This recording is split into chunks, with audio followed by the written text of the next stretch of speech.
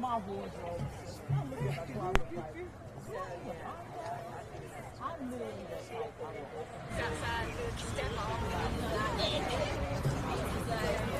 Good afternoon. If we could have a seat, we're going to go ahead and get started. It's 12:01.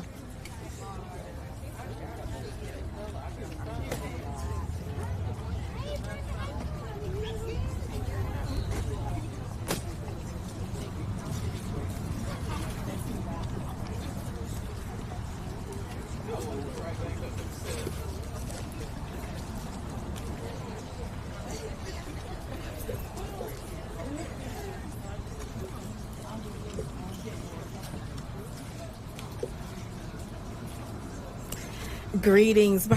On behalf of Greensboro Human Rights, I would like to welcome you all to the steps of the Melvin Municipal Office Building. My name is Paula Washington, and I handle outreach and education for our Human Rights Department. My co-partner in crime, Liz Linden, is also here, and she is our commissions administrator. And so our Commission on the Status of Women has partnered today with community partners to bring to you day 2 of this focus for one really important month. Today we wear purple, right? It's a lovely, beautiful day. Some of us dressed in layers and we didn't think about how we layered, but it's a wonderful, beautiful fall day. And we are gathered here so that we can discuss the impact abuse has on the multiple facets of our communities. I want to say thank you to Mayor Vaughn and council members present, as well as any city managers, police chief Thompson, other GPD leadership, county leaders and employees, and the myriad of community partners, including our co-host for today, the Family Justice Center. Our partners today are so very needed as people, no matter their gender, experience abuse from an intimate partner at an alarming rate. An estimated 20 people a minute are physically harmed by their partner. This equates to almost 10 million people a year in the United States. And this number does not include the lasting impact this abuse has on its victims, their children, extended families, even their pets. Abuse is pervasive. It intersects our lives in various ways to include access to housing, education, health, and levels of ability.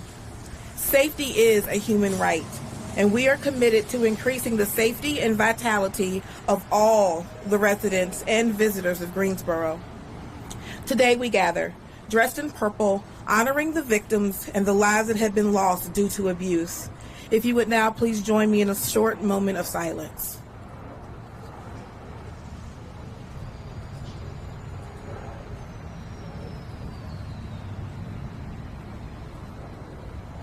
Today we gather, dressed in purple, supporting survivors and acknowledging their resiliency and strength. So now please join me in a round of applause and affirmation. Today we gather, dressed in purple, a sea of community leaders, service providers, survivors, employees, commissioners, law enforcement, residents, members of faith communities, regular old humans. So our hope today is full of the motivation necessary to charge us all to make abuse unwelcome. And so speaking of motivation, I am delighted to welcome to the podium motivational speaker, advocate, mother, volunteer, and survivor, Brenda White. A native of Blackstone, Virginia, and a proud graduate of Bennett College, she worked for the city of Greensboro for over 30 years until retiring, actually due to injuries she suffered at the hands of a domestic abuser.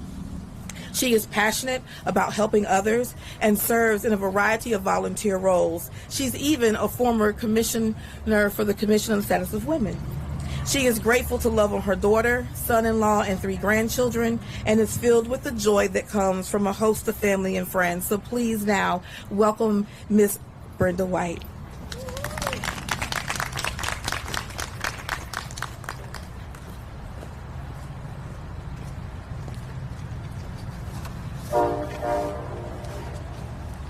Good afternoon.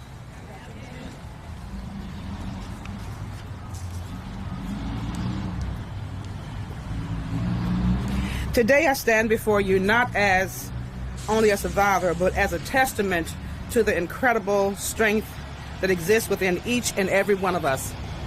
My journey through domestic violence was a painful one, marked by unimaginable horrors. But today, I choose to focus on the path of healing and survivorship. We all have our battles, and in the face of adversity, it is very easy to feel overwhelmed and defeated. My story, like many others, began with fear, pain, and despair. I was brutally attacked, left for dead, and my life took an unexpected turn. But I refused to be determined by those dark moments because, like all survivors, I am more than my past. Recovery is not linear. It's a unique journey for each survivor. Today, I want to share some pathways to healing that have made a significant difference in my life, just 5 of them. Number 1, seek support. Healing begins by breaking the silence. Reach out to friends, family, and support groups. It was the helping hand of my neighbor that saved me, but it was the support of loved ones that helped me rebuild. Number 2, self-care. Nurture your physical, emotional, and mental well-being. This journey requires strength, and self-care is the foundation of that strength. For me, that meant undergoing surgeries, therapy, and mental support. And I must say, mental support is very, very important. I can't stress that enough. Number 3, reclaim your power. Domestic violence can strip us all of power, but it's possible to get it back. Rediscover your passions, your interests, your sense of self. For me, many of you may not know that, it's dancing. I love to dance. I'll turn music on in the house and I'll just dance all by myself. But I love it. And, you know, spending time with family and advocating for other survivors became my source of empowerment. Number 4, forgiveness. Not for the abuser, but for yourself. Forgiveness is not about condoning what one has done in the past, but releasing to hold on to the life that you have. This was the most challenging step for me, but it brought me peace. The last one, number 5, giving back. Once you've healed, you have the unique opportunity to help others. I chose to become a domestic violence advocate, to support survivors, and to speak out against this silent epidemic. Giving back has been an essential part of my recovery. Remember that healing is possible, and your past does not have to dictate your future. In the midst of darkness, we can find light. My hope is that my story encourages those who choose the path of survivorship and healing, no matter what the adversity you face. Thank you for allowing me to share my journey. Together we can create a world where survivors are not defined by their past, but by the strength it took to overcome it. My name is Brenda White, and I'm a survivor.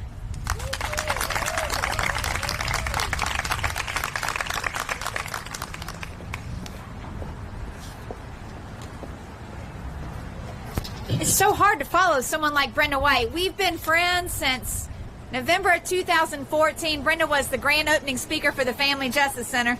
And boy, once we got a hold of each other, we've been friends and making it happen ever since. And each time I hear you share, I hear something new. Thank you, Brenda. The Family Justice Center was established in 2015 as a homicide prevention initiative.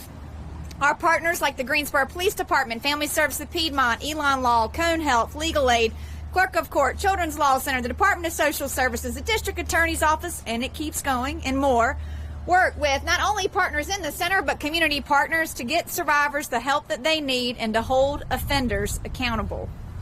We are a one-stop shop for life-saving services.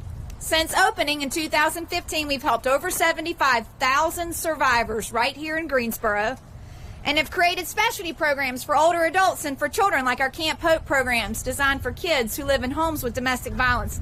teaching them a different pathway for their future.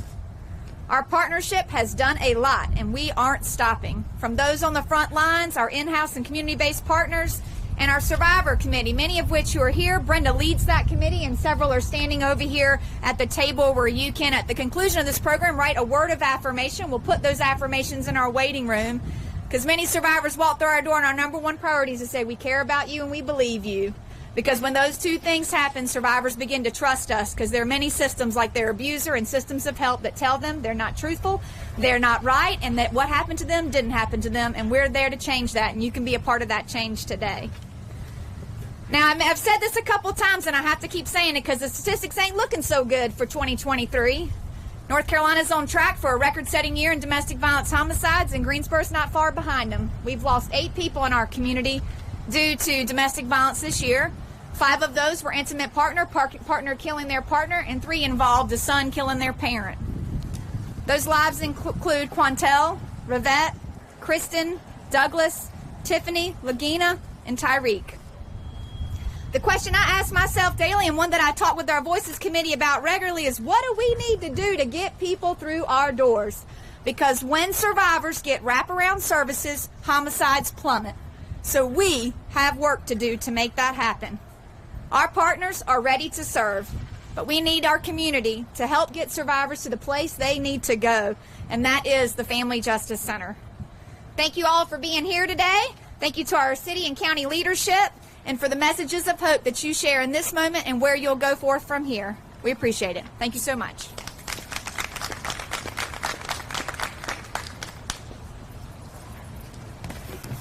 Good morning.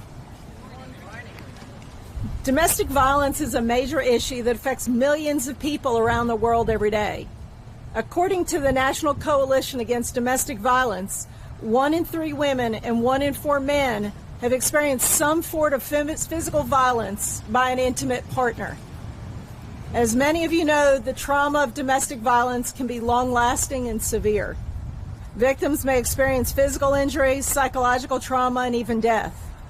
The devastating consequences can cross generations and last a lifetime. Domestic violence incidents affect every person in the home and have been shown to yield long-lasting negative effects on one's emotional well-being and manifest as fear, anxiety, and depression, can lead to feelings of isolation, loneliness, fear, shame, or powerlessness. No one deserves to feel this way at the hands of someone they've let into their heads and into their hearts. No one deserves to be controlled or harmed by someone who said they once loved them. No one should be isolated from their loved ones through means of manipulation. No one deserves to feel like they're at the mercy of their abuser and that there's nothing that they can do to stop the abuse. No one deserves to feel hopeless about their situation or their future. The Greensboro Police Department does its best every day to stand between victims and their abusers. We know that it takes a village to lift someone out of domestic violence, and we took an oath to serve and protect as a piece of that village. As police officers, we're trained to recognize and respond to incidents of domestic violence. These calls leave a lasting impact in each one of us. To the victims, our eyes are open and our hearts are heavy for what you've experienced. We put on this uniform to serve and protect every one of you. We are grateful for our community partners that tirelessly work to surround domestic violence victims and their families with love, resources, and advocacy every single day. We want to remind all of you here today that GPD is here to help. We want you to trust us and call on us. You deserve to have someone protect you. You deserve to be respected, and every one of you deserves to be safe. This purple tree lit brings greater awareness about domestic violence, honors survivors, remembers victims, and encourages our dedicated advocates every single day. Thank you.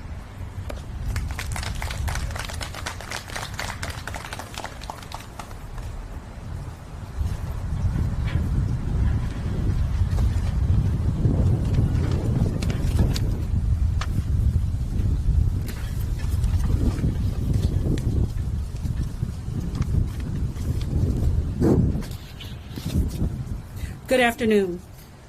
I am thrilled that you have decided to join us in honor of Domestic Violence Awareness. On behalf of the Commission on the Status of Women, thank you for supporting our initiative, Women in Violence.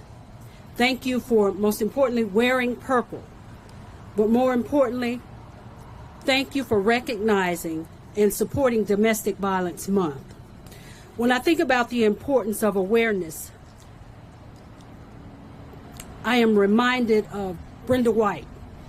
I've known Brenda for a very long time, and I am reminded of her courage and bravery. Thank you, Brenda, for coming forth and sharing your story. Given how often domestic violence happens, it's likely that many of us know someone either in our own families or amongst friends or work colleagues who have directly been impacted by domestic violence. Everyone knows someone. Let me say it again. Everyone knows someone. As the chief alluded to, domestic violence is a serious problem and a national health concern with significant negative impacts on individuals and in our communities.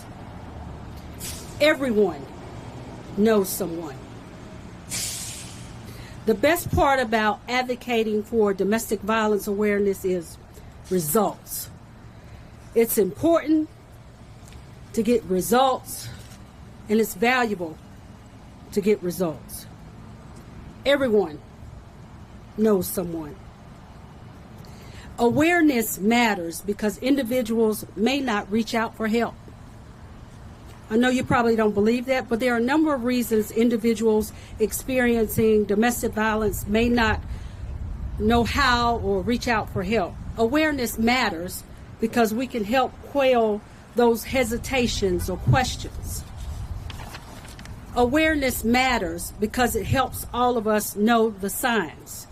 In addition to supporting and helping those victims of domestic violence, awareness can help individuals and communities speak up. Everyone knows someone. Awareness matters because awareness encourages community care. When you direct and support individuals impacted by domestic violence to resources and community services, it builds a community of care. Awareness raising is very powerful because it not only educates us, but it informs us and encourages conversations like we're having here today. It encourages us to come together like we're doing today. It encourages us to bring about change. And that's what I hope we're here for today. Everyone knows someone. Awareness matters. The impact of domestic violence is complicated by the fact that abuse is often not in the past, but something survivors must deal with day to day. There are often safety concerns, forcing them to focus on surviving instead of thriving. Awareness matters because everyone, and I mean everyone, knows someone impacted by domestic violence. So again, I thank you, and I encourage you to, as you leave today, and don your purple, whether it's your shirts, your blouse, your ribbon, use that hashtag. Everyone knows someone. Thank you.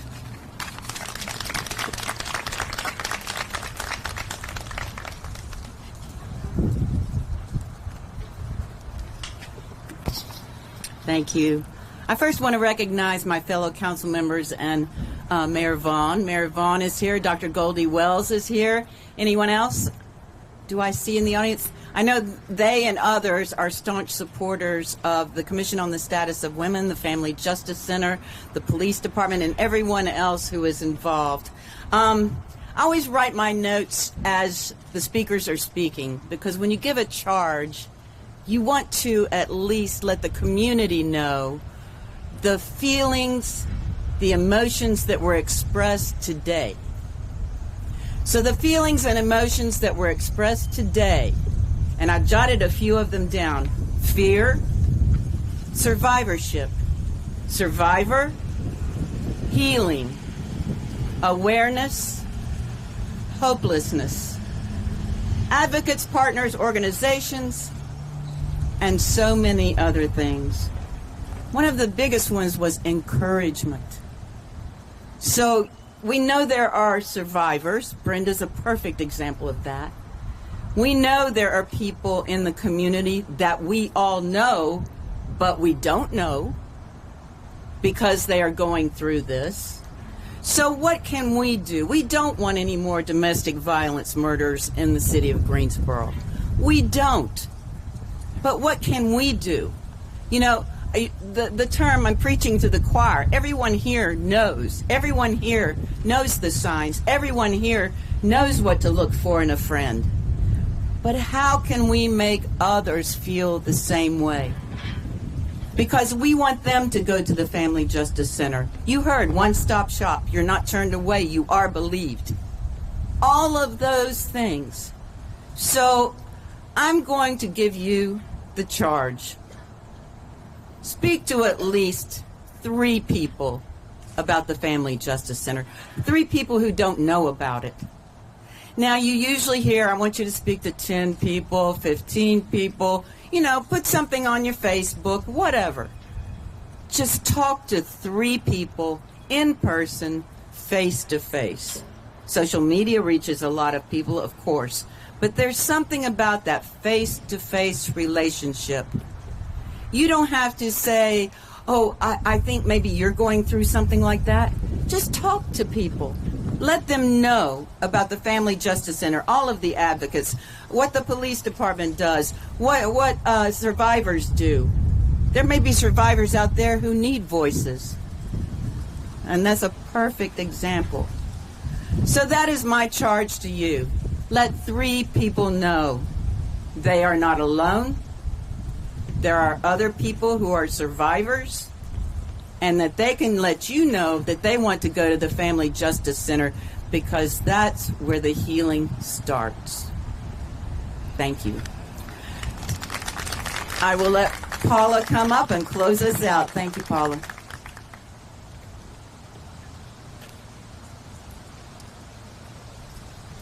If we could just give a huge round of applause for everyone who spoke today. I think they bring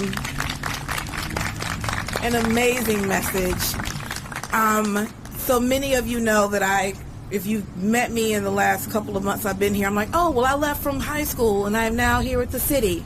And so one of the things that I want us to also keep in mind is that domestic violence shows up in young people and young people relationships. And so for the young people that you know, make sure that you go and carry forth that charge, that you let them know that the Family Justice Center is one-stop shop, that they can ask other people for help.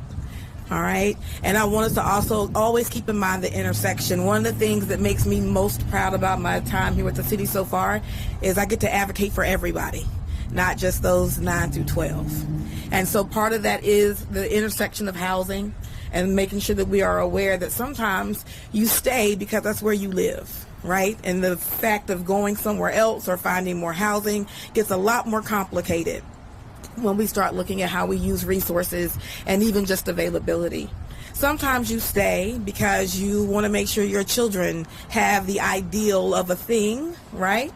And so we know that age is a non-factor. Everyone, no matter how old you are, is impacted. Sometimes you stay because you're like, well, I'm new here. Right? I might belong to an international community, or I might have just moved from another state and I don't really know anybody and I don't really know where to go. And so we start to look at all these different intersections. And so I do implore you to carry that overall message of human rights, that we all deserve to be safe, in your charge today.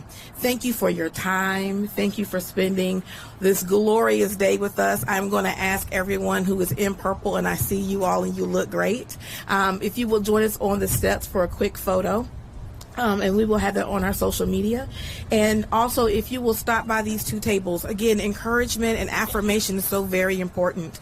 And so we have cards that you can sign that will hang up in the lobby at Family Justice. And then we actually have ornaments that you can actually write on. Right now, they look to be a white ornament, but the backing will come off, and we will hang them on the tree so then that way that they are illuminated with the purple at night as well. We will collect these every year. And so the collection will grow. And so when people drive by, they will see that we know that they are valuable. They will see that we know that, that they matter, and that their stories and their collective experience is important as we build a safe and vital community. Thank you all again for your time. If you'll join us on the steps, Troy will take a photo and we'll be good to go. Thank you.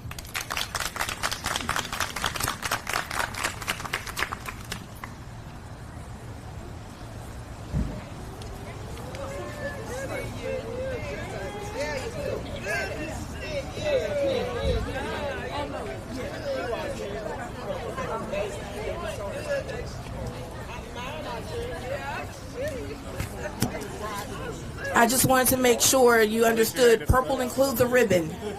So even if you got on yellow with a purple ribbon, that works. So as long as you got purple on somewhere. All righty. Thank you so much.